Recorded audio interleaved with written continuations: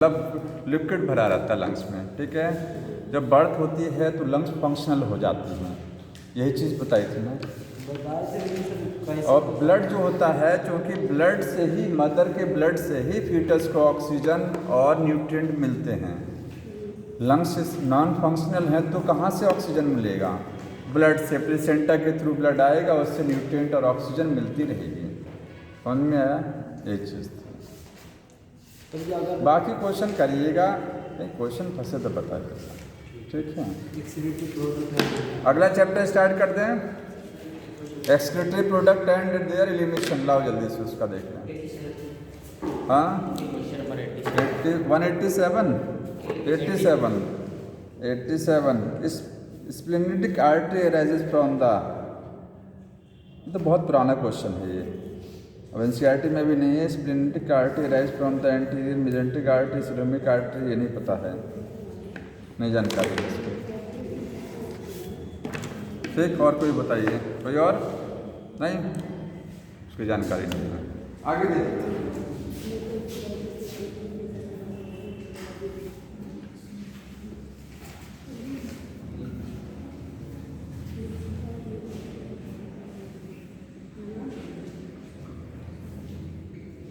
Excretory product and there elimination chapter है।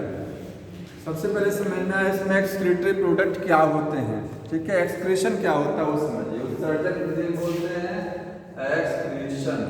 तो excretion का मीनिंग है बॉडी में जितने भी वेस्ट प्रोडक्ट हैं उनको बॉडी से बाहर निकालना, जो हमारी बॉडी के लिए अननेसेसरी हैं, ठीक है।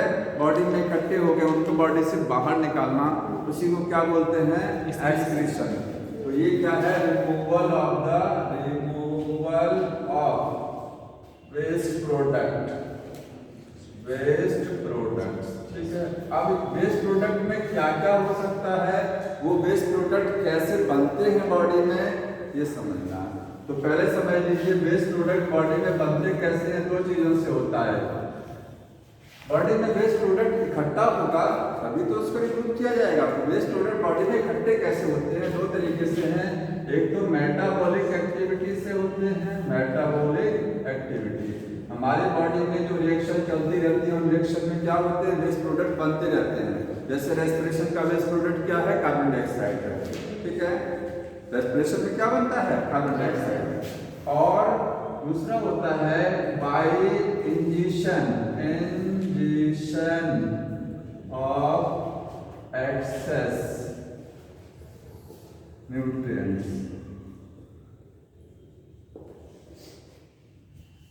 ठीक है। वेस्ट प्रोडक्ट बॉडी में इकट्ठे दो तरीके से होते हैं। एक तो बॉडी में जो मेटाबॉलिज्म चलती है, ये लाइन लिखी गई है, ये सेम लिखा पढ़िएगा। बॉडी में जो वेस्ट प्रोडक्ट इकट्ठे कैसे होते हैं? मेटाबॉलिक रिएक्शन चल रही है, उसमें वेस्ट प्रोडक्ट बनेगा, ठीक है, तो उससे इकट्ठा होगा। और दूसरा क्या होगा? अगर मान लीजिए हमने जो खाना खाते न्यूट्रिएंट जो लेते हैं उसमें न्यूट्रिएंट क्या हो गया, कोई चीज़ एक्सेस हो गई, बहुत ज़्यादा हो गई है, तो उसमें से कुछ को बॉडी से बाहर निकाला जा सकता है। मान लीजिए आपकी बॉडी में ग्लूकोज ज़्यादा हो गया, प्रोटीन ज़्यादा हो गई है, तो वो प्रोटीन बाहर कैसे निकलेगा? प्रोटीन डिग्रेड होती है और क्या बनाती है? यूरिया बनाती है, ठीक है। क्या बनाएंगे? यूरिया, ठीक है। तो अगर मान लीजिए न्यूट्रिएंट बॉडी में ज़्यादा इंजेस्ट कर लिए गए हैं तो वो बॉडी से बाहर निकाल दिए जाते हैं, एक्सेस न्यूट्रिएंट। तो ये दो तरीके से वेस्ट प्रोडक्ट को बॉडी से बाहर निकाला जाता है। वेस्ट प्रोडक्ट कौन कौन से हो सकते हैं? तो अगर कहा जाए कि मेन वेस्ट प्रोडक्ट कौन सा है, तो मेन तो होता है नाइट्रोजन, ठीक है। यहाँ पर आपकी यूरिया हो गया, यूरिक एसिड हो गया, अमोनिया हो गया, ठीक है। और कुछ जगहों पर अमीनो एसिड भी वेस्ट प्रोडक्ट की तरह होते हैं, अमीनो एसिड्स, ठीक है। ये हो गया। और क्या है? कार्बन डाइऑक्साइड वेस्ट प्रोडक्ट है। वाटर क्या वेस्ट प्रोडक्ट हो सकता है? नहीं, बताइए।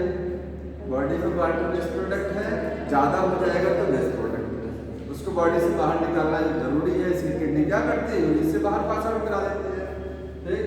तो ये हो गया सब चीज़ क्या। और मान लीजिए जितने कुछ क्या होते हैं, सॉल्ट हैं, सॉल्ट्स बॉडी से बाहर निकलते हैं। कुछ आयंस होते हैं, आयंस का मतलब सोडियम हो गया, पोटेशियम, क्लोरीन, फॉस्फेट आयन, ठीक है। ये सारे आयन क्या है, अगर ये ज्यादा है तो इनको बॉडी से बाहर निकालना जरूरी है, अदरवाइज ब्लड का ऑस्मोटिक प्रेशर चेंज हो जाएगा, ठीक है। ऑस्मोटिक कंसंट्रेशन क्या हो जाएगी, चेंज हो जाएगी। तो ये सब बेस प्रोडक्ट है। अब कभी कभी डेफिनेशन आती है कि एक्सप्रेशन को बोलते हैं it is the removal of the nitrogenous base product. वो क्या है, नाइट्रोजनस का मतलब हम लोग एक्सक्रीशन में सबसे ज्यादा क्या रिलीज कराते हैं, नाइट्रोजनस बेस प्रोडक्ट को ही मेनली रिलीज कराया जाता है। ये सब एसेसरी हैं। मेन बेस प्रोडक्ट कौन से हैं, नाइट्रोजनस। ये मैंने ऊपर जितना लिखा गया है ये सारे क्या हैं, ये सब नाइट्रोजनस हैं। तो एक्सक्रीशन में मेनली हम लोग क्या रिमूव कराते हैं, नाइट्रोजनस बेस प्रोडक्ट को रिमूव कराते हैं, जिसमें नाइट्रोजन होती है, ज्यादा टॉक्सिक होते हैं। हाँ, नाइट्रोजन इसमें। तो ये हो गया एक चीज। इसके बाद में एनिमल्स जो होते हैं, एनिमल्स एक्सक्रीटरी प्रोडक्ट के आधार पर एनिमल्स की 3 कैटेगरी होती है, अमोनोटैलिक, यूरिकोटैलिक और यूरिकोटैलिक। किसके आधार पर है, वेस्ट प्रोडक्ट के आधार पर। वो कैसा वेस्ट प्रोडक्ट निकाल रहे हैं, रिलीज करा रहे हैं। देखिए अमोनोटैलिक,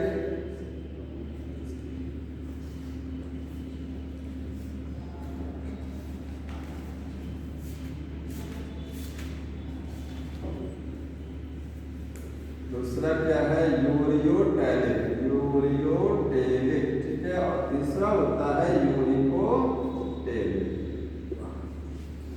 ये किसके आधार पर, on the basis of waste product, कैसा वेस्ट प्रोडक्ट रिलीज करते हैं। सबके साथ यूरिया रिलीज नहीं कराते हैं और सभी अमोनिया रिलीज नहीं कराते हैं। अमोनोटैलिक एक्सक्रीशन कहाँ होता है, एक्वेटिक, जो एनिमल्स पानी में रहती हैं उनमें कैसे एक्सक्रीशन होगा, अमोनोटैलिक, ठीक है। तो ये आपको एक्वेटिक एनिमल्स में मिलेगा, एक्वेटिक एनिमल्स में। अब एग्जाम्पल बुक में दिया गया है, इसमें वेस्ट प्रोडक्ट क्या बनेगा, अमोनिया। वेस्ट प्रोडक्ट क्या है, अमोनिया है, ठीक है। और अमोनिया किस रूप में निकलती है, अमोनियम आयंस के रूप में, ठीक है। तो वेस्ट प्रोडक्ट यहाँ हो गया, अमोनिया हो गया वेस्ट प्रोडक्ट, ठीक। और एग्जाम्पल क्या है, एग्जाम्पल इसका क्या होता है, जितने देखिए फिशेज में 2 प्रकार की फिशेज होती है, एक कार्टिलेजिनस है और एक क्या है, बोनी है। बोनी फिशेज फ्रेश वाटर की होती हैं और मैराइन वाटर। कार्टिलेजिनस फिशेज पूरी तरीके से मैराइन वाटर है, समुद्री हैं। तो कार्टिलेजिनस फिशेज में, इसमें बोनी फिशेज में क्या है, अमोनिया होता है। वेस्ट प्रोडक्ट क्या बनता है, अमोनिया, याद रखिएगा, ठीक है। दूसरा किसमें हो गया, ये रोटी फर्स में मिलेगा, रोटी फर्स। रोटी फर्स क्या होते हैं, एक फाइलम है रोटीफेरा। हम लोग जो फाइलम पढ़ते हैं मेन फाइलम पढ़ते हैं, ठीक है। एनिमल्स में एक फाइलम है रोटीफेरा, उसमें एनिमल्स जो आते हैं उसको क्या बोलते हैं, रोटीफर्स। ये माइक्रोस्कोपिक एनिमल्स हैं, बहुत सूक्ष्म जीव, ठीक है। ये क्या है, माइक्रोस्कोपिक एनिमल्स है। और किसमें मिलेगा, ये एक्वेटिक इंसेक्ट्स, जो इंसेक्ट्स पानी में रहते हैं, इंसेक्ट्स, जो इंसेक्ट सरफेस पर है उसमें यूरिक एसिड होता है। कौन सा वाला, ये वाला, जितने जैसे कॉकरोच है सरफेस पर रहता है। लेकिन जो इंसेक्ट वाटर में रहेगा उसमें वेस्ट प्रोडक्ट क्या बनेगा, अमोनिया, समझ रहे ना। और कोई एग्जांपल दिया है इसका, एक्वेटिक एम्फीबियंस, एक्वेटिक एम्फीबियंस जो होते हैं, एम्फीबियंस, ठीक है। उसमें भी क्या है, अमोनिया, समझ में आया। अब अमोनिया, इसकी खास बात और होती है कि अमोनिया वाटर में बहुत ज़्यादा सॉल्युबल होती है। आखिर क्यों जो एनिमल्स वाटर में रहते हैं वो अमोनिया ही क्यों रिलीज कराते हैं? कारण ये है कि ammonia is highly soluble in the water, water में बहुत ज़्यादा सॉल्युबल होती है। तो उसको बॉडी से अगर बाहर निकालना है बहुत ज़्यादा वाटर की ज़रूरत पड़ती है, समझ रहे ना। उसको बॉडी से बाहर निकालने के लिए ज़्यादा वाटर चाहिए। इसलिए ये वाला एक्सक्रीशन ऐसे एनिमल्स में होता है जो पानी में ही रहते हैं, क्योंकि वहाँ वाटर सफिशिएंट होता है, बहुत ज़्यादा वाटर होता है, वाटर की कमी नहीं है। और अमोनिया को क्या है उसको रिलीज कर, हाईली टॉक्सिक भी है। अमोनिया, यूरिया, यूरिक एसिड में सबसे ज्यादा टॉक्सिक कौन होता है? अमोनिया। उसको बॉडी से निकालना मस्ट है, जरूरी है। ठीक है, तो लिखेंगे अमोनोटेरिक क्या है? अमोनिया जो है, अमोनिया हाईली टॉक्सिक है, हाईली टॉक्सिक। ठीक है, and require and highly soluble in water, water में बहुत ज्यादा सॉल्युबल है, सॉल्युबल इन वाटर। ठीक, दस require large amount of water for removal, इसको रिलीज कराने के लिए वाटर ज्यादा चाहिए। इसलिए कोई टेरेस्ट्रियल अगर एनिमल है तो वो अमोनिया बेस्ड प्रोडक्ट नहीं होगा इसमें। ठीक है, वो अमोनिया रिलीज नहीं कराएगा। क्यों नहीं? क्योंकि उसको बॉडी से वाटर बहुत ज़्यादा रिलीज कराना पड़ेगा उसको निकालने के लिए, और पानी की कमी वैसे भी है बॉडी में। ठीक है, दूसरा है यूरियोटेलिक। यूरियोटेलिक का मतलब इसमें बेस्ट प्रोडक्ट क्या है? यूरिया है। डिफ्यूजन के द्वारा करता है।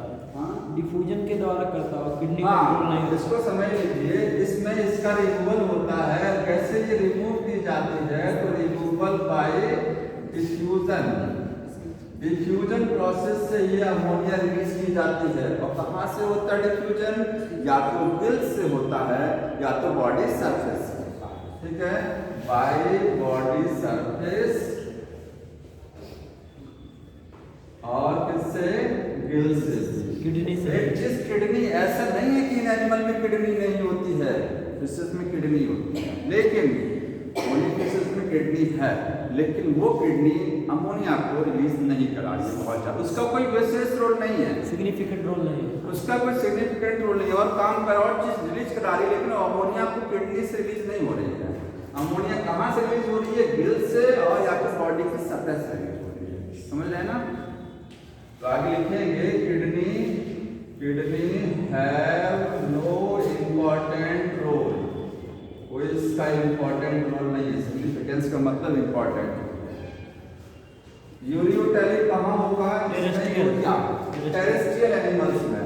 एंड टेरेस्ट्रियल, जो टेरेस्ट्रियल का मतलब जो सरफेस पर एनिमल रहते हैं उनमें यूरियोटेलिक। आइए, बड़ा लेट तुम लोग आते हैं। टेरेस्ट्रियल एनिमल जो सरफेस पर रहते हैं उनमें वेस्ट प्रोडक्ट क्या बनेगा? यूरिया बनेगा। ठीक है, कौन कौन से टेरेस्ट्रियल हो गया? मैमल्स, मैमल्स क्या है? मैमल्स में ये वाला, और किसमें? Terrestrial amphibia. और कौन सा हो गया? जो एम्फीबिया सरफेस पर रहते हैं उनमें भी ये है। ठीक है, समझ में आया? Urea is less toxic than the ammonia. ध्यान सुनिएगा, अमोनिया से कम टॉक्सिक है, अमोनिया से कम जहरीली क्या है? यूरिया है। इसको बॉडी से बाहर रिलीज कराने के लिए वाटर उतना नहीं चाहिए जितना यहाँ चाहिए, क्योंकि ये वाटर में उतना सॉल्युबल नहीं है जितना ये है अमोनिया। ठीक है, तो अंडरलाइन कर लीजिएगा, बुक में लिखा हुआ है, सारी लाइन में शॉर्ट फॉर्म में लिख दे रहा हूँ। रिक्वायर लेस वाटर, इसको थोड़ा सा लेस वाटर चाहिए रिमूव कराने के लिए। ठीक है, लेस सॉल्युबल, लेस सॉल्युबल है इन वाटर, और लेस टॉक्सिक।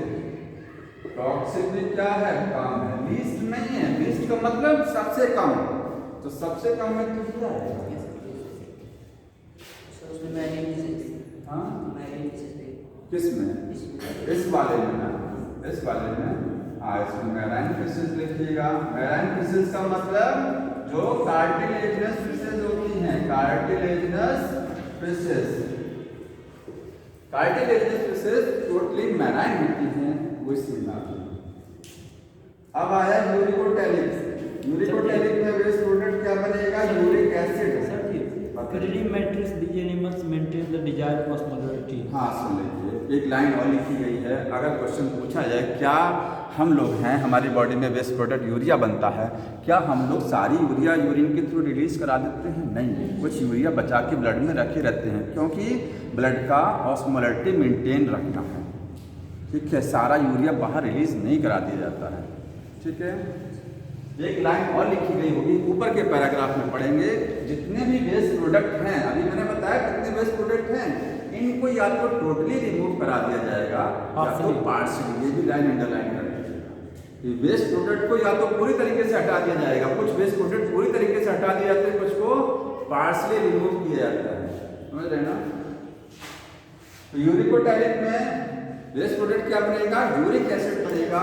यूरिक एसिड की खासियत होती है ये लीस्ट टॉक्सिक है, सबसे कम जहरीला, सबसे कम नुकसानदायक, least soluble in water, least soluble in water. तो पानी में जब वाटर में ये कम सॉल्युबल है तो इसको बॉडी से बाहर निकालने के लिए वाटर भी तो कम चाहिए, क्योंकि जब सॉल्युबल ही नहीं है फालतू का वाटर की निकालने की जरूरत क्या है, सॉल्युबल ही नहीं है। तो require less water, require least water, least water for removal. Body से यूरिक एसिड को बाहर रिलीज कराने के लिए बहुत कम वाटर की जरूरत पड़ती है, क्योंकि ये लीस्ट सॉल्युबल है, ठीक है। तो ये कहाँ इसका एग्जाम्पल, कहाँ पर कौन कौन से एनिमल हैं, तो एग्जाम्पल इसका क्या है, जितने रेप्टाइल्स हैं, रेप्टाइल्स हो गया, जितनी बर्ड्स हैं, ठीक है। यहाँ पर क्या है और कहाँ पर है, लैंड स्नेल, लैंड स्नेल में है, लैंड स्नेल एग्जाम्पल है। और इंसेक्ट, कॉकरोच, जितने इंसेक्ट कीड़े मकोड़े सरफेस पर रहते हैं, वाटर वाले इंसेक्ट यहाँ आ जाएंगे, उनमें अमोनिया है, और जो सरफेस पर इंसेक्ट रहते हैं, फॉर एग्जाम्पल कॉकरोच, उसमें क्या है, यूरिक एसिड बेस्ड प्रोडक्ट होता है। तो टेरेस्ट्रियल इंसेक्ट्स, स्पाइडर क्या रिलीज करते हैं? हाँ स्पाइडर क्या चीज, स्पाइडर, स्पाइडर में से क्या रिलीज करता है, अमोनिया या यूरिक एसिड या यूरिक? आर्थ्रोपोडा में आता है, ठीक है, अरेक्निडा क्लास है उसकी। तो यूरिक एसिड होना चाहिए वैसे स्पाइडर में,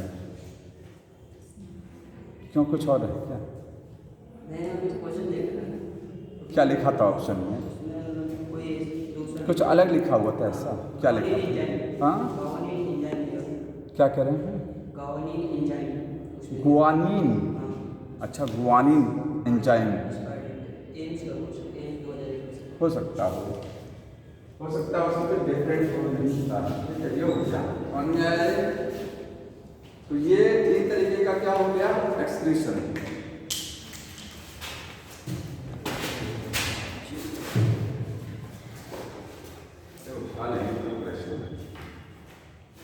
हटा दें इसको,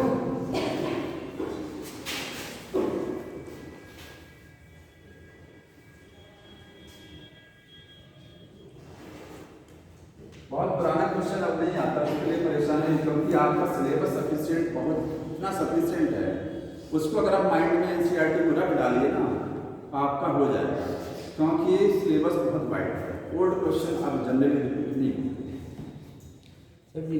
उसमें सिलेबस डिफरेंट। हाँ तो पैलेट पेस्ट के रूप में एक्सक्रीट, हाँ, यूरिक एसिड को बॉडी से बाहर रिलीज किया जाता है पैलेट फॉर्म में, पेस्ट, बर्ड से यूरिन रिलीज कराती हैं वो पेस्ट के रूप में। सर जी यहाँ पर हम एक्सक्रीशन में केवल यूरिया वाला पढ़ेंगे, यूरिक एसिड या यूरिया वाला ह्यूमन एक्सक्रीटरी सिस्टम पढ़ना, वो वाला जो सर वेस्ट प्रोडक्ट वो वाला फूड वाला उसका नहीं पढ़ना, नहीं उसके लिए क्या करते हैं? नहीं, जैसे आप किडनी पढ़ेंगे इस चैप्टर में, किडनी, ठीक है, लास्ट में ये पढ़ेंगे किडनी के अलावा हमारी बॉडी में लंग्स हैं, ठीक है, और स्किन है, ये सब क्या है, एक्सक्रीटरी पार्ट है, एक्सक्रीटरी ऑर्गन है, वो लास्ट में दिया हुआ है, लास्ट के पैराग्राफ में, एक पेज में, ठीक है। अब एक्सक्रीटरी प्रोडक्ट आपने पढ़ लिया, इसके बाद में क्या है, एक्सक्रीटरी ऑर्गन, एक्सक्रीटरी ऑर्गन्स। सर्जी अंग कौन कौन से होते हैं, ठीक है। तो ह्यूमन में तो किडनी है, लेकिन जितने पुराने इन्वर्टिब्रेट्स है वहां से स्टार्ट करना है। इन्वर्टिब्रेट्स में क्या क्या होता है, तो देखिए आपके इसमें बुक में दिया हुआ है फाइलम प्लेटीहेल्मन्थ, प्लेटीहेल्मन्थ जो फाइलम है, ठीक है, या ऐसे लिखेंगे, सीधे लिखेंगे फ्लेम सेल्स, फ्लेम सेल्स या फिर प्रोटोनेफ्रिडिया, प्रोटोनेफ्रिडिया, ये एक उस सर्जी अंग है। कहाँ होता है? फ्लेम सेल या प्रोटोनेफ्रिडिया। एग्जाम्पल इसका होता है प्लेटिहेल्मिन्थ, प्लेटिहेल्मिन्थ, ठीक है, जिसमें टीन या सोडियम आता है। और कहाँ देखने को मिलेगा? सिफेलोकॉर्डेटा में होता है ये चीज, ठीक है, सिफेलोकॉर्डेटा में मिलेगा। और कहाँ मिलेगा? सम एनालिड्स, कुछ एनालिड्स में मिलेगा। एनालिड ऑफ फाइलम के कुछ एनिमल्स में मिलेगा, सब में नहीं है, इसलिए आप सम को जरूर टिक कर लीजिएगा। सभी एनालिडा में, जैसे फॉर एग्जाम्पल क्या हो गया? अर्थवर्म, अर्थवर्म में क्या होता है? नेफ्रिडिया होता है, तो प्रोटोनेफ्रिडिया या फ्लेम सेल इनमें मिलेगा, ठीक। रोटीफर में मिलेगा। हाँ, रोटीफर में मिलेगा, रोटीफर्स, रोटीफर्स मिलेगा, ठीक है।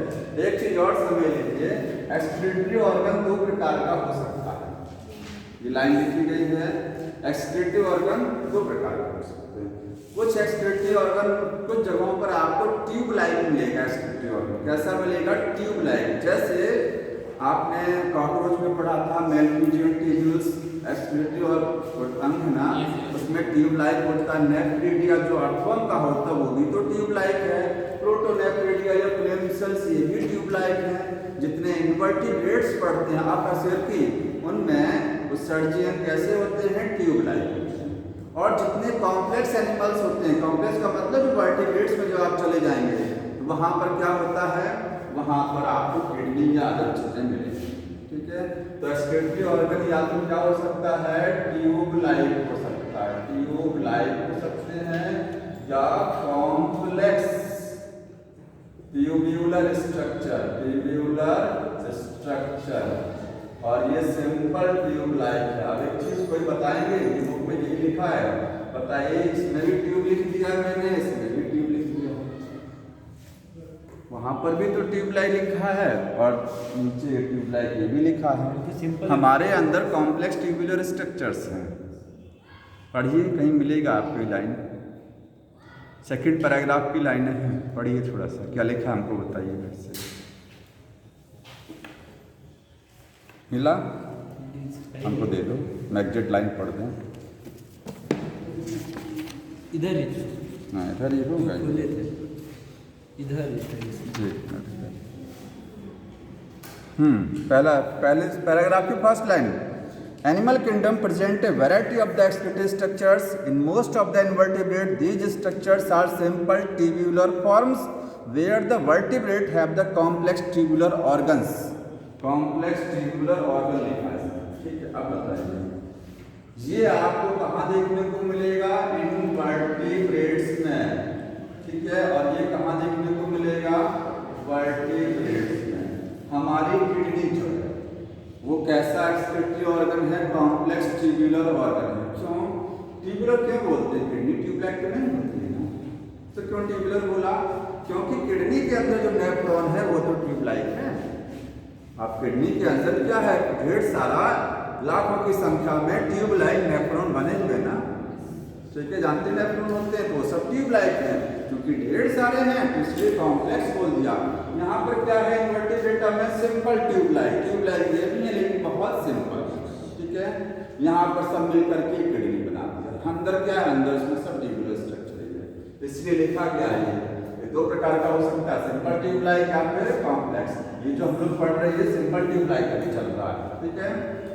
इसके बाद फ्लेम सेल के बाद आपको आएगा नेफ्रिडिया। अब बताइए, नेफ्रिडिया एक्सक्रीटरी ऑर्गन कहाँ होता है? ये भी ट्यूबलाइक है, ये आपको अर्थवर्म में मिलेगा, अर्थवर्म में, अर्थवर्म में और एंड अदर एनालिड्स, क्योंकि अर्थवर्म भी तो एक एनालिड्स है।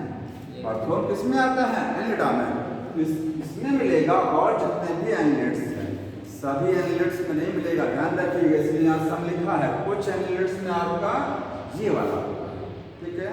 सभी एनालिडा में आपको ये नहीं मिलेगा नेफ्रिडिया, ये भी ट्यूबलाइक है और ये भी ट्यूबलाइक, सब सिंपल है। सिंपल क्यों बोलते हैं? क्योंकि बताइए, वर्टिब्रेटा की बॉडी कॉम्प्लेक्स होती है कि इनवर्टिब्रेटा? इनवर्टिब्रेट की बॉडी बड़ी सिंपल होती है और वर्टिब्रेट की बॉडी कैसी होती है? कॉम्प्लेक्स होती है, ठीक है। नेफ्रिडिया के बाद आइए मेलफिजियन ट्यूब्यूल्स। मैल्पीजियन ट्यूब्यूल्स, ये कहाँ मिलेगा? कॉकरोच। तो ये आपको आर्थ्रोपोडा में मिलेगा, आर्थ्रोपोड्स में मिलेगा, लेकिन सभी में नहीं है, नॉट इन ऑल। लिख लीजिएगा, सारे आर्थ्रोपोड में मैल्पीजियन ट्यूब्यूल नहीं होती है। फॉर एग्जाम्पल किसमें होती हैं? तो कॉकरोच में आपने पढ़ा है, ठीक है। अब आर्थ्रोपोडा एक बहुत बड़ा फाइलम है, लार्जेस्ट फाइलम भी बोलते हैं इसको ना, सबसे बड़ा फाइलम है। इसमें जो आप क्रस्टेशियंस किसमें आते हैं? जिसमें प्रॉन, झींगा मछली आती है, प्रॉन। क्रस्टेशियंस इसका एक ग्रुप है ना, आर्थ्रोपोडा के तो ग्रुप है, वो इसी में आता है ना, प्रॉन इसी में आता है, ठीक है। तो प्रॉन में कुछ अलग होता है, प्रॉन में आया। तो यहाँ पर लिख लीजिएगा कि क्रस्टेशियंस ये क्या है? ये एक तरीके का आर्थ्रोपोडा ये भी है, आर्थ्रोपोड्स हैं ये, ठीक है।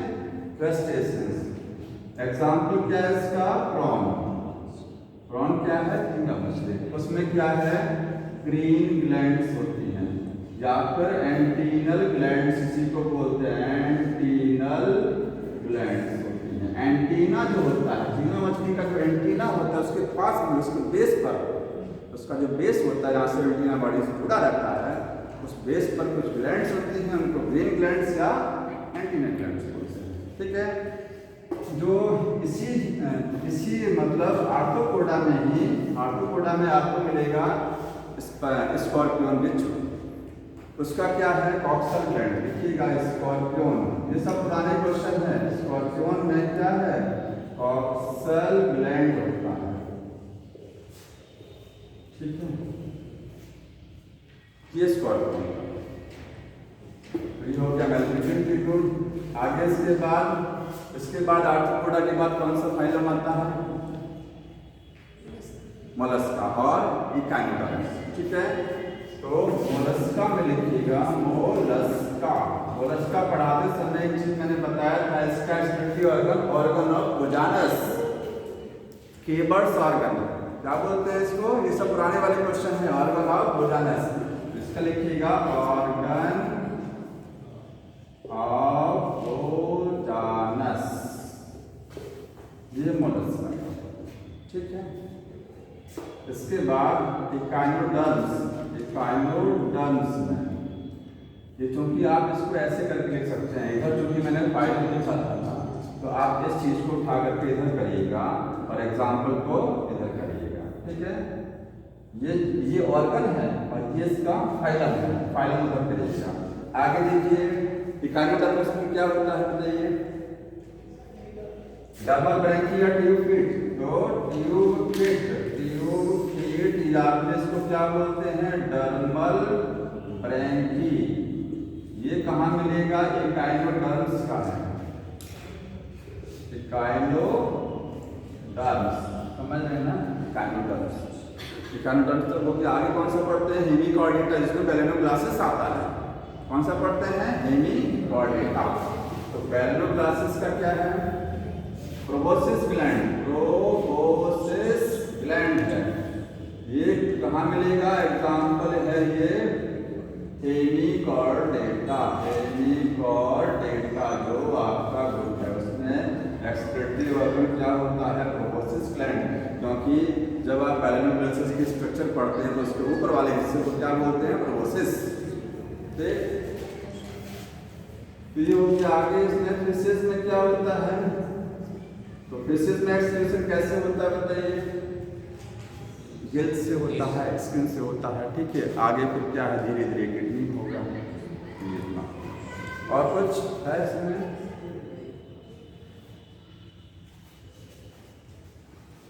ऑस्मोरेगुलेशन अगर कहा जाए, ऑस्मोरेगुलेशन क्या है? तो बॉडी का ब्लड, जो बॉडी का अंदर जितना भी लिक्विड है उसका ऑस्मोटिक प्रेशर मेंटेन रखना, आयंस की कंसंट्रेशन को मेंटेन रखना, यही ऑस्मोरेगुलेशन। हमारी किडनी यही काम करती है, बॉडी के अंदर वाटर और बॉडी के अंदर सॉल्ट और आयन के को बैलेंस की रहती है, ऑस्मोटिक प्रेशर मेंटेन रखती है। तो किडनी का काम होता है ऑस्मोरेगुलेशन भी होता है और removal of the waste product भी होता है।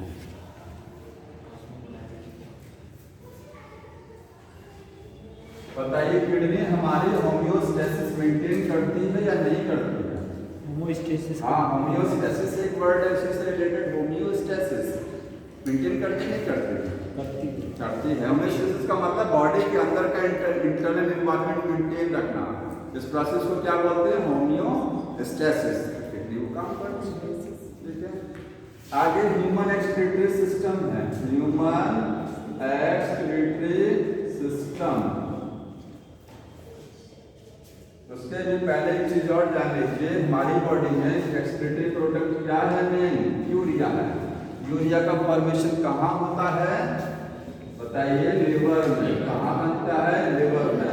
किडनी से क्या होता है? एक्सक्रीट कैसे होता है? वो किडनी से होता है। एक्सक्रीशन इसका किडनी से है, बनेगा कहाँ? लिवर में बनेगा। लिवर में जिस साइकिल से बनता है, जिस प्रोसेस से बनता है, उसके लिए एक नाम बोलते हैं उसको।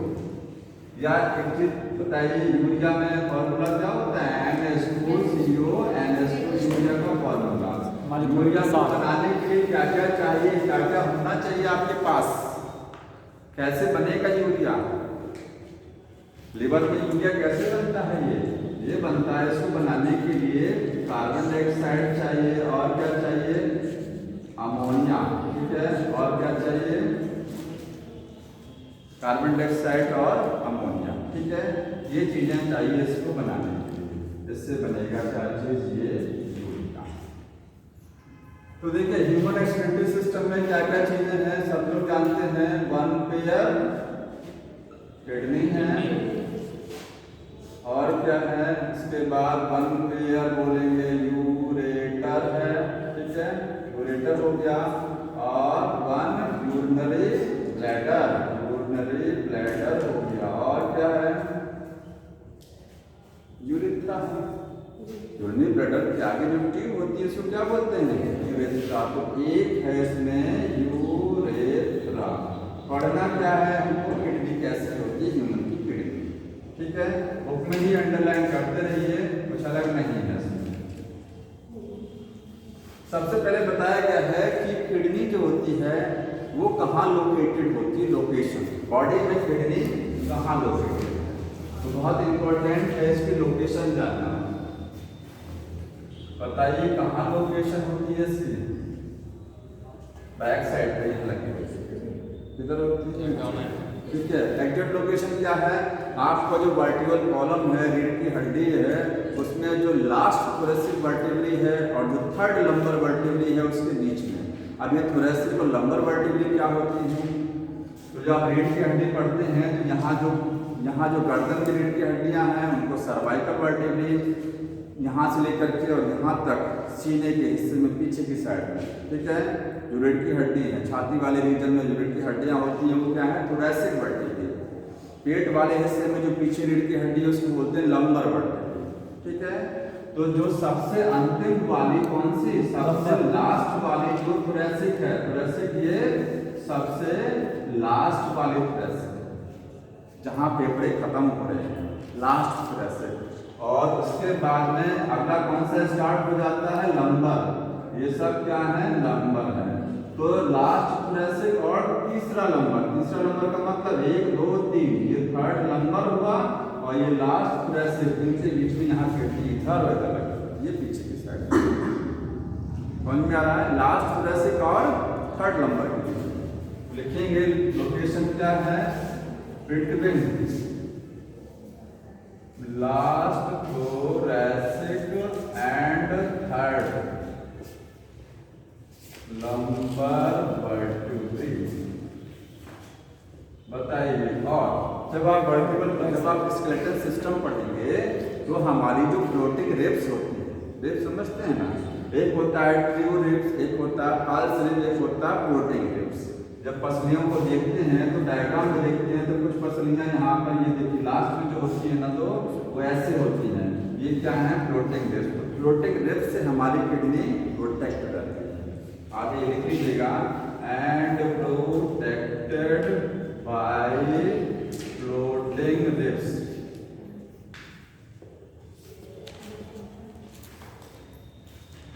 ग्यारह नंबर 12 नंबर की जो रिब्स होती हैं वो क्या है? फ्लोटिंग है। 2 पेयर टोटल। मतलब वो आगे जुड़ती नहीं है। फ्लोटिंग क्यों बोलते हैं? क्योंकि पीछे ही रहती है, वो आगे जुड़ती नहीं है। ये लोकेशन हो गया। इसके बाद इसका साइज। एक चीज और समझना है, हमारी दोनों किडनी एकदम सेम लेवल पर नहीं है, क्योंकि लेवल किधर है? इधर है ना, लेवल किधर है? इधर। तो लेवल की वजह से ये वाली जो किडनी है राइट साइड में वो थोड़ा सा नीचे होती है, लेफ्ट वाली थोड़ा सा ऊपर होती है। ये ध्यान रखना है। साइज कैसा होता है चेक कर लीजिएगा बुक में से। और साइज कैसा है तो 10 से लेकर के और 12 सेंटीमीटर इसकी क्या है लंबाई है, 5 से 7 सेंटीमीटर इसकी विड्थ है, ये विड्थ हो गया, और ये क्या हो गया लेंथ हो गया, और 2 से 3 सेंटीमीटर इसकी क्या है थिकनेस है। ये सब रखना है क्योंकि बुक में दिया हुआ है, ठीक है, जो भी दिया सब रखना है। वेट दिया है 120। हाँ वेट दिया है कितना, 120 से लेकर के 170 ग्राम ये लिखा है ना। हाँ कोई बात नहीं है, वो इधर उधर थोड़ा बहुत होगा, नए वाले में 170 दिया गया होगा, ठीक है। ये साइड है, शेप कैसा होता है बीन शेप, सेम के बीच की तरीके से इसका शेप, रेडियस ब्राउन। ठीक। अब इसके बाद में इसकी इंटरनल स्ट्रक्चर देखिए कैसे किडनी अंदर से कैसे होती है। देखिए इंटरनल स्ट्रक्चर,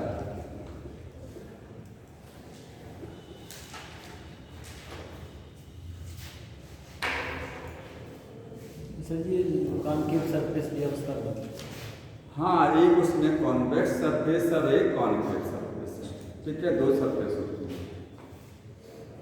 उसका मतलब समझिए। हाँ नहीं क्या करेंगे, उसका मतलब हम नहीं समझ। उसका मतलब हम समझा दे रहे हैं। बताइए ये किडनी है, इसमें कौन सी सरफेस कॉन्केव है, कौन सी कॉन्वेक्स है। ये सरफेस कॉन्वेक्स है तो ये कॉन्केव है, समझ रहे हैं ना।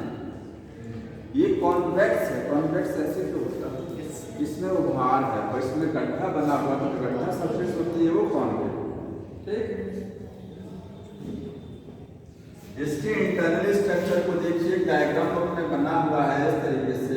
उस सर जी जो मुड़ा था उसको हाइलम कहते हैं, सब बता रहे हैं। ये तो बाहर वाले इंटरनल आप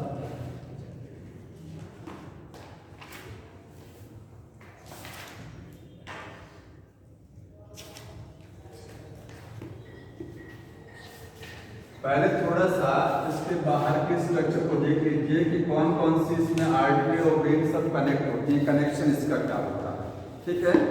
तो कनेक्शन में देखिए इधर से जो आएगा बताइए ये आर्टरी आएगा कि वेन आएगा? आर्टरी आएगा। हमारी बॉडी में रीनल पोर्टल सिस्टम नहीं होता, हमारी बॉडी में हार्ट से सीधे ब्लड जाता है हमारी किडनी में, तो किडनी में जाएगा तो आर्टरी के द्वारा जाएगा, ये रीनल आर्टरी है, ठीक है, रीनल आर्टरी हो गया। यहाँ इसमें इम्प्योर ब्लड आएगा, कैसा अशुद्ध रक्त आएगा, और जो शुद्ध रक्त जाएगा वो क्या है रीनल वेन में जाएगा। लेकिन हम लोग तो बोलते हैं कि वेन में तो अशुद्ध होता है, समझते हैं ना सब लोग, ये कंफ्यूजन होता है कि वेन में अशुद्ध होता नहीं, डीऑक्सीजनेटेड होता है, अशुद्ध नहीं बोलेंगे उसको, डीऑक्सी कार्बन डाइऑक्साइड रहेगी, क्योंकि ये किसी ऑर्गन से निकल रही है, किसी अंग से ये ब्लड से निकलती है, उसमें कार्बन डाइऑक्साइड है, ये खून को साफ करके देगी, ठीक है। तो यहाँ प्योर ब्लड जाएगा और यहाँ इम्प्योर जाएगा, ठीक है, आएगा वहाँ से। हाँ इसमें, हाँ सॉरी इसमें आएगा और यहाँ से बॉडी में जाएगा, ये कनेक्शन हो गया। इसके बाद में जो यूरिन बनेगा, यूरिन के लिए ट्यूब लगी हुई है ऐसे, इस ट्यूब को क्या बोलेंगे यूरेटर, ये क्या हो गया यूरेटर। तो ये कनेक्शन हो गया, ठीक है। और कोई कनेक्शन होगा इसके अलावा? न्यूरॉन्स कनेक्ट रहेंगे नहीं रहेंगे? इसको न्यूरॉन्स में तो आगे इसको संदेश भी तो भेजना है, तो न्यूरॉन्स जो है हमारी बॉडी के वो इससे कनेक्ट रहेंगे, ये भी लिखा गया होगा, ठीक है। अब अगर इसको कट करेंगे, ये वर्टिकल सेक्शन है, कौन सा सेक्शन है वीएस, किडनी को ऐसे ऊपर से काटेंगे तो क्या दिखाई देगा, तो देखिए इस तरीके से होता है यहाँ, ये बन गया, इसको थोड़ा सा ऐसे बनाना है, इसको फिर चेंज कर लीजिएगा, ऐसे बनेगा, ठीक है।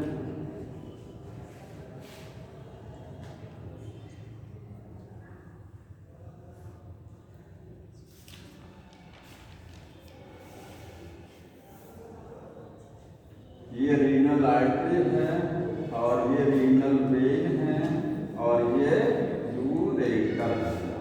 अंदर की स्ट्रक्चर समझनी है। पूरी किडनी को दो हिस्सों में डिवाइड करते हैं। किडनी का जो ये बाहर का आपका हिस्सा दिखाई दे रहा है, इतना हिस्सा देखिए, ये क्या है? Renal cortex. क्या है? Renal cortex. रीनल का मतलब किडनी के लिए टर्म यूज किया था, कॉर्टेक्स मतलब बाहर का हिस्सा। डॉटेड लाइन के इधर वाला सारा हिस्सा क्या है? रीनल कॉर्टेक्स है। तो ये हो गया रीनल कॉर्टेक्स। ठीक, अंदर आपके हिस्से में आप देख रहे होंगे पिरामिड शेप स्ट्रक्चर दिखाई दे रही है। ये रीनल, ये क्या है? ये मेडुला। अंदर का सारा भाग क्या है? मेडुला। तो एक्चुअली ऐसे नहीं समझेंगे कि यहाँ से डॉटेड लाइन के इधर का सारा भाग मेडुला हो गया है। ठीक है, ये वाला जो व्हाइट वाला पोर्शन यहाँ से ये जा रहा है, ये कॉर्टेक्स का ही हिस्सा है। किसका हिस्सा है? कॉर्टेक्स का। ठीक है, तो ये आप मानते हैं कि ये अंदर का एरिया मेडुला होता है। मेडुला के अंदर पिरामिड शेप स्ट्रक्चर लगे हुए हैं। तो मैं यहाँ लिख दे रहा हूँ कि इसके जो पार्ट होते हैं किडनी के, कितने पार्ट? इसके दो पार्ट हो गया। ये कॉर्टेक्स हो गया, ये आउटर पार्ट है, और मेडुला, रीनल बोलते हैं इसको, रीनल मेडुला, ये इनर पार्ट हो गया। ठीक है, दो पार्ट हो गए। अब देखिए मेडुला जो होता है, मेडुला में आपको देखने को मिलेगा कंटेन पिरामिड शेप स्ट्रक्चर। इसमें कुछ पिरामिड शेप्ड स्ट्रक्चर्स होती हैं। पिरामिड क्या है? इन स्ट्रक्चर को क्या बोलते हैं? Renal pyramid. क्या बोलते हैं? Called renal pyramid.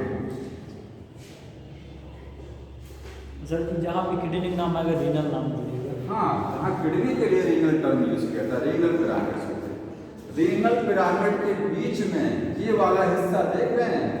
Renal pyramid के बीच में ये जो व्हाइट कलर का हिस्सा है, ये क्या है? ये कॉर्टेक्स का ही हिस्सा जो अंदर की साइड में चला गया है। इसको कॉलम ऑफ बर्टिनी बोलते हैं। पिरामिड में मेरी मेडुलरी पिरामिड होगी ना? हाँ, तो मेडुला का पार्ट है, मेडुलरी पिरामिड होगी।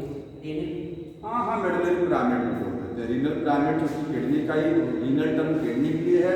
मेडुलरी पिरामिड लिखा है ना, लिखा है, क्या लिखा हुआ बुक में? मेडुलरी पिरामिड लिख लीजिए, मेडुलरी पिरामिड्स बोल सकते हैं, कोई दिक्कत नहीं है। मेडुला के अंदर पिरामिड है। देखिए ये वाला जो पार्ट आप देख रहे हैं, व्हाइट कलर का पार्ट जा रहा है इतना, यहाँ से यहाँ तक का ये वाला व्हाइट हिस्सा, जो कि कॉर्टेक्स ये है अंदर की साइड में, यहाँ आया। ये कॉर्टेक्स यहाँ आया, अंदर इधर निकल गया, ये आया अंदर। इसको कॉलम ऑफ बर्टिनी। कॉलम क्यों बोलते हैं? कॉलम का मतलब जो कोई सिलेंड्रिकल स्ट्रक्चर होती है इसको बोलते हैं कॉलम। बर्टिनी साइंटिस्ट के नाम पर है। तो ये एरिया को क्या बोलेंगे? Column of Bertini. Column of Bertini. तो कॉलम ऑफ बर्टिनी क्या है? It is the part of the cortex that extend between the renal pyramid और मेडुलरी पिरामिड। कॉर्टेक्स का वो हिस्सा जो मेडुलरी पिरामिड के बीच में एक्सटेंड करता, मतलब बड़ा हुआ नजर आता है। एक्सटेंड किया हुआ है, ये लिख लीजिएगा। इसमें लिखा भी होगा कि कॉलम ऑफ बर्टिनी क्या है? कॉलम ऑफ बर्टिनी ये है part of cortex that extend between medullary pyramids. Medullary pyramids के बीच में वो एक्सटेंड रहेगा। ठीक है, अब यहाँ से अगर देखेंगे तो कितना हिस्सा आपको नजर आ रहा है, जैसे ये कोन लाइन, ये जो कॉनकेव साइड है किडनी की, कॉनकेव साइड, इधर की साइड में जो डिप्रेशन है यहाँ पर, ये कोन लाइक हिस्सा नजर आ रहा है। इसको क्या बोलते हैं? Renal pelvis. क्या बोलते हैं? Renal pelvis. Renal pelvis. ठीक है, कोन लाइक स्ट्रक्चर है। आगे देखिए, अब एक्चुअली में बुक में ऐसा बनाया गया है,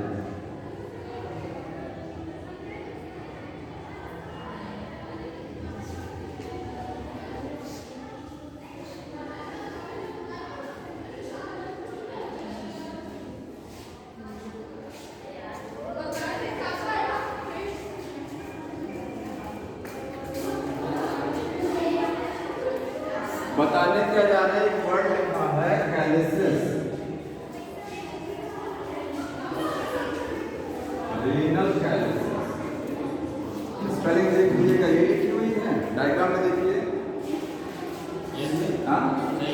रीनल कैलिक्स क्या है समझ लीजिए।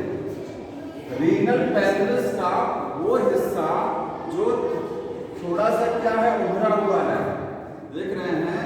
रीनल पेल्विस क्या है, ये सारा इलाका क्या है रीनल पेल्विस है। इसमें ये हिस्सा अगर आप गौर से देखिए यहाँ पर ऐसे बनाया गया, देखिए इसको ऐसे उभार किया गया है, फिर ये देख रहे हैं 1 2 3 ये जो मैंने उभार बनाया है ना, ये core like structure renal pelvis, core like structure renal pelvis, funnel like है, कोर लाइक है। आगे जाकर के इसमें कुछ उभार नजर आ रहे हैं, आगे सरफेस फ्लैट नहीं है, प्लेन नहीं है। इन्हीं उभार को क्या बोलते हैं, रीनल कैलिक्स बोला जाता है। देखिए ये एक उभार हुआ, आप इसको डार्क कर लेंगे, ये इसी का उभार है, रीनल पेल्विस का ये उभार है। देखिए ये जाकर के ये मतलब जो रीनल पिरामिड है, जो पिरामिड है इनका जो एपेक्स है, इसका मतलब समझ रहे हैं पिरामिड का, ये अगर मैं पिरामिड यहाँ बनाऊं इसके सामने तो इसका एपेक्स देखिए आया, इसका एपेक्स है, इसका बेस है। नुकीला हिस्सा क्या होता है एपेक्स, इसी के जस्ट सामने होता है, कैलिक्स के फ्रंट है वो, रीनल कैलिक्स के जस्ट सामने क्या है मेडुलरी पिरामिड का एपेक्स होता है, जुड़ा होता है। ठीक है समझ गए ना।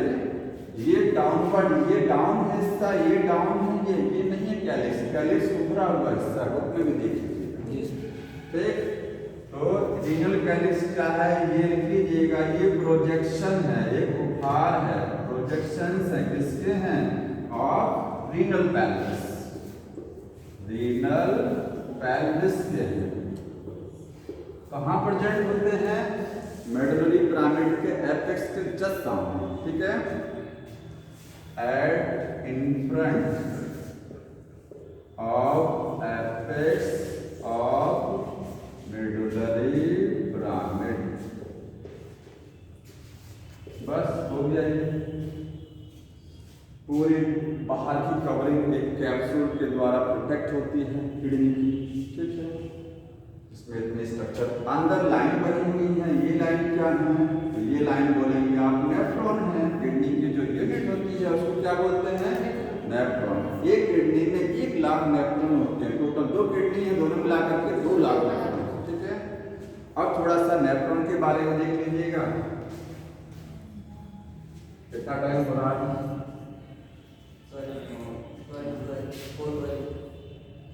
बस ज़्यादा नहीं, 5 मिनट और। ठीक है, आज सर नहीं आएंगे, इसको हटा दें, बताए थे आप।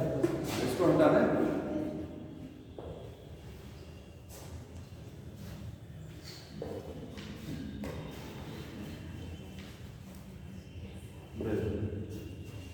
सीधे पढ़ना है नेफ्रॉन, अंडरलाइन बुक में कर लीजिएगा, लिखा गया है it is the structure and function unit of kidney. Kidney का कैसा यूनिट है, स्ट्रक्चरल एंड फंक्शनल। क्यों बोलते हैं कोई बताएगा, इसी से यूनिट ऑफ किडनी, क्योंकि किडनी इसी से बनती है और किडनी में जितना काम होता है वो इसी की वजह से। जो लाइन आपको दिखाई गई थी ना पिरामिड के अंदर, जो लाइनें थी वो लाइनें नेफ्रॉन, नेफ्रॉन क्या करते हैं, यूरिन मतलब ब्लड को फिल्टर करते हैं और यूरिन बनाने का काम करते हैं। ठीक है, वहीं से किडनी भी बनती है। अब नेफ्रॉन के हिस्से कितने होते हैं, तो एक डायग्राम को जल्दी से समझ लीजिए, डिटेल नहीं बताना है इसमें, शॉर्ट फॉर्म में जितना आपको समझना है। ये हो गया 1 मिलियन का मतलब 10 लाख। हाँ 1 लाख बोला, हाँ 10 लाख होता है। ये देखिए, इसको मैं आगे नहीं पढ़ा रहा, नहीं अब ये कॉम्प्लेक्स डायग्राम हो जाएगा। ठीक है, कितने हिस्से होते हैं नेफ्रॉन के, आता क्वेश्चन 2 हिस्से में। 2 हिस्से कौन से, आप ये देख रहे हैं, ये गुच्छा नजर आ रहा है कैपिलरीज का, केशिकाओं का, खून की जो केशिकाएं होती हैं उनका ये गुच्छा है, पंच है, इसको ग्लोमेरुलस बोलते हैं। दूसरा पार्ट क्या है, रीनल ट्यूब्यूल। ठीक है, ये जितना कप नजर आ रहा है, ये ट्यूब लाइन नजर आ रही है, ये पूरा एक ही हिस्सा है। ये यहाँ से लेकर के यहाँ तक का हिस्सा क्या है, रीनल ट्यूब्यूल है। ये जो बंच ऑफ कैपिलरी है ये ग्लोमेरुलस है। तो 2 हिस्से मेन होते हैं नेफ्रॉन के, इसके 2 पार्ट हैं, ग्लोमेरुलस, ग्लोमेरुलस हो गया, और दूसरा पार्ट कौन सा हो गया, रीनल ट्यूब्यूल। रीनल ट्यूब्यूल को ट्यूब्यूल इसलिए बोल रहे हैं क्योंकि ये ट्यूब लाइक है, यहाँ से लेकर के सारा इसका ट्यूब, ये तो आपको ट्यूब लाइक नहीं नजर आ रहा है ना, कोई बात नहीं है, ज्यादा तो ट्यूब लाइक है ना, टीकप लाइक है, ठीक है। रीनल ट्यूब्यूल ये ग्लोमेरुलस। नेफ्रॉन में जो ब्लड आता है जिस ट्यूब के रास्ते आएगा उसको क्या बोलते हैं? Apparent आर्टरियोल, apparent आर्टरियोल। और ये क्या है जिससे ब्लड जाएगा आगे, वो क्या है? इफरेंट आर्टरियोल, ठीक है। आर्टरियोल क्यों बोला इसको? आर्टरी नहीं बोला, आर्टरियोल बोला है, क्यों होता है? आर्टरी नहीं लिखा किडनी में, तो आर्टरी से आता है, तो आर्टरियोल को लिख दिया मैंने, बताओ सोच करके। और भी पतला हो गया, और पतला। आर्टरी से क्या बनता है? किडनी में क्या 50 आर्टरी एंटर करती है? नहीं, एक ही आर्टरी एंटर करती है, रीनल आर्टरी। तो क्या लाखों की संख्या में जो नेफ्रॉन है, मिलियंस ऑफ नेफ्रॉन, उनको यही एक आर्टरी सप्लाई दे देगा? नहीं, ये जाएगा पतली पतली आर्टरी में टूटेगा, ये ठीक है, ढेर सारे लाखों की संख्या में ये टूटेगा। एक आर्टरी इससे टूट करके पतली नलिकाएं बनेंगी, उनको बोलेंगे आर्टरियोल, वो जाकर के हर नेफ्रॉन में ब्लड देंगे, ठीक है। ये आर्टरियोल क्यों हुआ समझ में आया? तो आर्टरियोल से ब्लड आता है, कौन सा? अपरेंट आर्टरियोल, अपरेंट आर्टरियोल से ब्लड आएगा, और जो ब्लड निकलेगा इस आगे बढ़ेगा वो इफरेंट आर्टरियोल। दोनों में अंतर ये है कि ये ज्यादा मोटाई है, इसकी थिकनेस ज्यादा है, और इसकी थिकनेस क्या है? कम है। डायग्राम में देख लीजिए, ये मोटी ट्यूब है और ये पतली है, रीजन है इसका। अगर ये पतली हो जाएगी तो ब्लड छनेगा, इसलिए ये थिक बनाएगी। आगे जब मैकेनिज्म समझिएगा, ये ब्रॉड क्यों हुई, नैरो के डायग्राम में देखिए बना, ठीक है। तो ये सब लिखिएगा, फ्रंट से ब्लड आएगा, फ्रंट से पास आउट होगा। और ग्लोमेरुलस क्या है? Bunch of capillary, bunch of capillaries, capillaries का पूरा गुच्छा, उसको क्या बोलते हैं? ग्लोमेरुलस, ठीक है। रीनल ट्यूब्यूल जो है यहां से लेकर के यहां तक का सारा हिस्सा क्या है? Renal tubule. अब डायग्राम बुक में देख लीजिए, रीनल ट्यूब्यूल की कितने हिस्से? तो आप बोलेंगे पहला हिस्सा तो कप लाइक है, उसको क्या बोलते हैं? मेल्पिजियन, क्या बोलते हैं? बोमेन, क्या है वो? बोमेन, बोमेन कैप्सूल। दूसरा पार्ट क्या है इसका? बीसीटी और टीसीटी। इसके बाद ग्रुप ऑफ हेनले है, असेंडिंग और डिसेंडिंग, ठीक है। और इसके बाद है टीसीटी, देन क्या है? Collecting duct. लिख लीजिए, आगे इसको समझाया जाएगा, ठीक है। इतने पार्ट होते हैं इसमें। कलेक्टिंग डक्ट, यूरेटर इसमें नहीं है, यूरेटर इसका हिस्सा नहीं है, समझ लेना। हाँ, वासा रेक्टा, रीनल ट्यूब्यूल नहीं, वासा रेक्टा इसका भी हिस्सा नहीं, इसका हिस्सा नहीं है, समझेंगे। वासा रेक्टा तो वो जो डिफरेंट वाली निकलती है ना, वो हो जाती है वासा रेक्टा में, ठीक।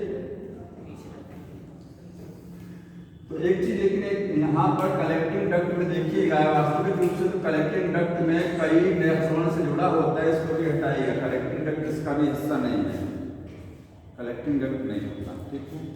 इतनी चीजें होती है। रीनल ट्यूब्यूल हो गया, ये दोनों को मिला करके क्या बोलते हैं?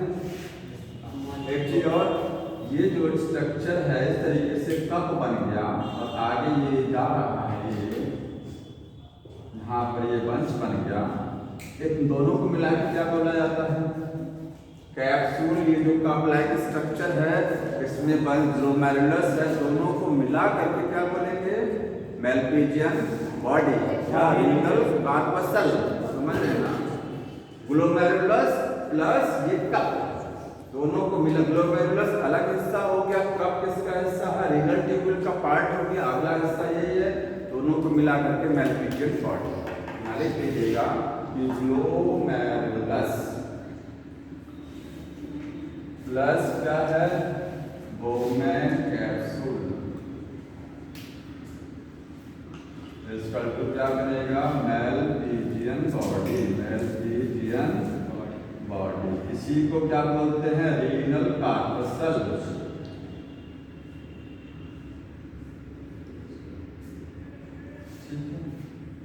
तो इसके स्ट्रक्चर हम लोग आगे पढ़ेंगे ये वाला अगली बार। तो अब मंडे को होगा क्लास। ये जो पिछले चैप्टर के क्वेश्चन हैं वो देख लीजिएगा, हम भेज देंगे, कर लीजिएगा। हाँ क्या करें, न्यूरोजेनिक इन्वर्टिब्रेटा में होता है जहाँ पर इसको बीट कराने के लिए सिग्नल ब्रेन से आता है। हमारा हार्ट मायोजेनिक है। क्या करें, आर्थ्रोपोडा में न्यूरोजेनिक है, सारा इन्वर्टिब्रेटा न्यूरोजेनिक, सारा वर्टिब्रेटा मायोजेनिक।